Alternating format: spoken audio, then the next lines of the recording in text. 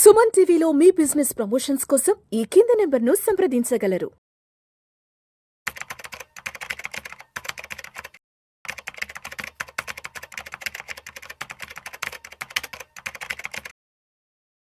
నమస్తే, నేను జీవి సత్యనారాయణ.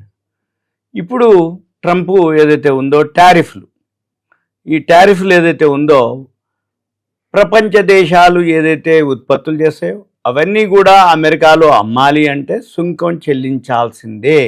టారిఫ్లు పెట్టడం జరిగింది. ఏదైతే అమెరికా అధ్యక్షుడు ట్రంప్ ఏదైతే ఆదేశాలు ఇచ్చిండో ఆ కారణం చేత అనిశ్చిత ప్రభావం ఏర్పడటం జరిగింది. అయితే ఐటీ రంగం మొన్నటి వరకు ఉంటుంది అన్న తర్వాత 90 రోజులు పోస్ట్పోన్ చేయడం జరిగింది.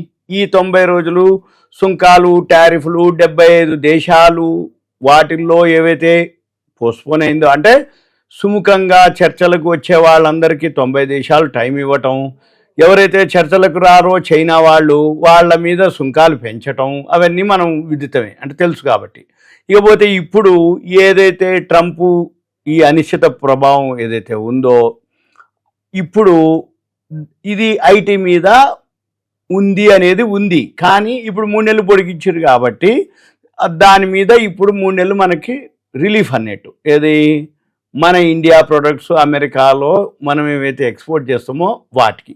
అయితే మనమేం చూడాలి, అసలు సుంకాలకి లేకుండా ఉన్నటువంటి బెనిఫిట్ అవుతున్న సెక్టార్లు బెనిఫిటే. ఎందుకంటే మార్కెట్ పడ్డా కానీ అవి పడ్డా కొంచెమే. కానీ ఎందుకు అసలు సుంకాలు టారిఫ్లు అప్లికబులే కానటువంటి ఓకే. ఇక తర్వాత మొన్న కొన్ని సెక్టార్లకి ఫార్మా వాటికి మేము ఏం లేదన్నాడు, టెక్స్టైలు వాటికి లేదన్నాడు. మళ్ళీ తర్వాత ఫార్మా టెక్స్టైల్కి కూడా సుంకాలు ఉంటాయి అన్నాడు.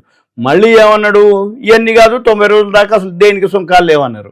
అనగానే ఏమైంది, మళ్ళీ సాఫ్ట్వేర్ కంపెనీలు ఏదైతే ఫార్మా కంపెనీలు అన్నీ మళ్ళీ పెరగడం జరిగింది. మన పని ఏంటిదిగా సుంకాలు టారిఫ్లు ఉన్నా కానీ అవి స్వల్పకాలమే ఉండొచ్చు, మళ్ళీ ఎక్కడో ఒక దగ్గర ఈ 90 రోజుల్లో సెటిల్ అయ్యవచ్చు అని టీసీఎస్ సిఈఓ ఎండి కే కృతివాసన్ ఆయన అభిప్రాయం చెప్పడం జరిగింది.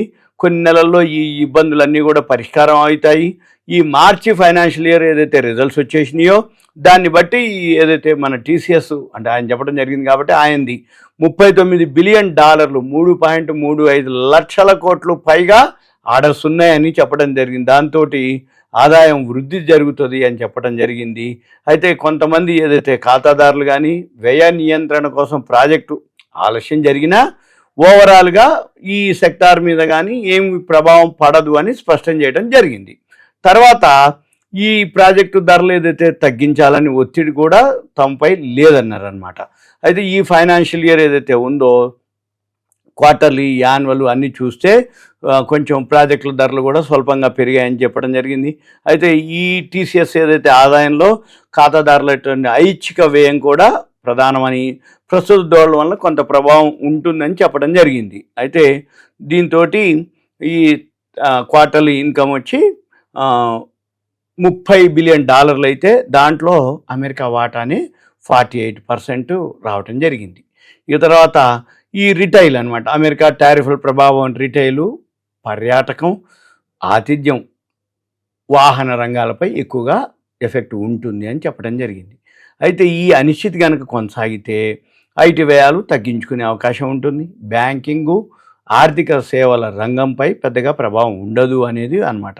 అయితే ఈ కొత్త ఒప్పందాలు రెవెన్యూ బుకింగ్స్గా మార్చుకోవడంలో తగ్గుదల కనుక లేకపోతే ఈ టారిఫ్ ప్రభావం లేనట్లే అని మనం భావించవచ్చు అని చెప్పడం. అయితే ఈ విషయంపై మనకి కొన్ని నెలల తర్వాతే స్పష్టత వస్తుంది. ఎందుకంటే 90 రోజులు పొడిగించారు కాబట్టి ఈ 90 రోజుల్లో ఏమేం జరుగుతాయో, ఎలా జరుగుతాయో, మళ్ళీ ఇప్పుడు 90 రోజులు అన్నాడు, మళ్ళీ మార్పులు ఏం జరుగుతాయి, ఇంకా ఏం జరుగుతుంది, అక్కడ ఏవైతే కోర్టులో కూడా కేసులు ఫైల్ చేయడం జరిగింది, నిరసనలు రావడం జరిగింది, ఇవన్నీ తోటి మనం చూడాలి ముందు ఏం జరుగుద్ది అనేది. అందుకని అయితే అమెరికా భారత్ మన మధ్యలో అయితే మాత్రం పెద్దగా మనకి చర్చల ప్రభావంతో మనకు పెద్దగా ఉండదు అనేది ఒక ఆలోచన. అయితే అమెరికా వృద్ధి కూడా మందగమనం పాటు దీర్ఘకాలం అంటే ఇప్పుడు ఈ సుంకాలన్నీ పెంచడం వల్ల వీళ్ళు రేట్లు పెంచుతారు, రేట్లు పెంచితే సుంకాలు పెరిగినప్పుడు రేట్లు పెరుగుతాయి, రేట్లు పెరిగితే ఇన్ఫ్లేషన్ పెరుగుతుంది. ఇన్ఫ్లేషన్ పెరిగితే అక్కడ ఎకానమీ దెబ్బతింటుంది. ఎకానమీ దెబ్బతింది అంటే వృద్ధి ఉండదు. ఇక సింపుల్ అనమాట. ఇక అక్కడ నిరుద్యోగం పెరిగిపోతుంది, ధరలు పెరిగిపోతాయి, సుంకాలు పెరిగినాయి కాబట్టి గవర్నమెంట్కి రెవెన్యూ వస్తుంది అనుకుంటారు. కానీ వేరే విధంగా కూడా మైనస్ పాయింట్లు ఉంటాయి అన్నమాట. ఇవన్నీ కూడా రాబోయే రోజుల్లో ఏదైతే తీసుకునే నిర్ణయాలను బట్టి అవి జరుగుతాయి అన్నట్టు. అయితే వీళ్ళు కొంతమంది క్లయింట్లు మాత్రం అక్కడ ఏవైతే ఇప్పుడు ఛార్జీలు పెంచారో, సుంకాలు పెంచారో వ్యయ నియంత్రణపై అంటే ఖర్చుల మీద వాళ్ళు దృష్టి సారించడం జరుగుతుంది.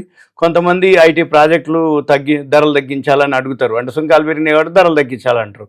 ఇవన్నీ కూడా రాబోయే రోజుల్లో తెలుస్తుంది. అయితే మన యొక్క భారత్ యొక్క వాటా ఏదైతే ఉందో 8% ఉంది. దాన్ని ఇంకా ముందుకు తీసుకెళ్లాలని జరిగింది. బిఎస్ఎన్ఎల్ కాంట్రాక్ట్ అంటే పెద్ద లావాదేవీలు అవసరం ఉంటుంది. అంటే ఈ మధ్య టాటాకు వీళ్ళకి టాటా వాళ్ళకు బిఎస్ఎన్ఎల్ కాంట్రాక్ట్ జరిగింది. దాంతో పెద్ద ఆర్డర్లు వచ్చే అవకాశం ఉంది అని. మళ్ళీ దీంతో పాటు ఏంటిదంటే క్లౌడ్, అంటే ఏఐ ఆర్టిఫిషియల్ ఇంటెలిజెన్స్ ఒకటి, క్లౌడ్ విభాగాలని స్వతంత్ర యూనిట్లుగా వీళ్ళు ఏర్పాటు చేయడం జరిగింది. అయితే అవసరమైనటువంటి సమయంలో ఇవి కలిసి పనిచేస్తాయని ఆయన టీసీఎస్ ఏతుండో కృతివాసను అనౌన్స్ చేయడం జరిగింది. ఇది సింపుల్గా మీకు ఇన్ఫర్మేషన్ అవేర్నెస్. ఏది మాట్లాడినా షేర్ మార్కెట్కి మనకు ఎంతవరకు హెల్ప్ అవుతుంది, ఈ న్యూస్ మనకి గుడ్ న్యూసా బ్యాడ్ న్యూసా, ఏ సెక్టార్కి బెనిఫిట్ అనేది మనం తెలుసుకొని ముందుకు పోవటం. అంతకుమించి ఏం జరుగుతుంది ఏమవుతుంది అనేది ఇన్ఫర్మేషన్. ఒకరోజు ట్రంప్ అనౌన్స్ చేయటం, ఒకరోజు పోస్ట్ పోన్ చేయటం, ఒకరోజు సుంకం పెంచటం, ఒకరోజు లేదు అనటం, ఒకరోజు దీనికే ఉంది అనటం, ఒకరోజు దీనికి లేదు దీనికి కూడా మేము చేస్తాము అనటం, ఇట్లాంటివన్నీ మనం తెలుసుకోవాలి. అంతే మించి వేరే ఉద్దేశం ఏం లేదు. Okay, thank you.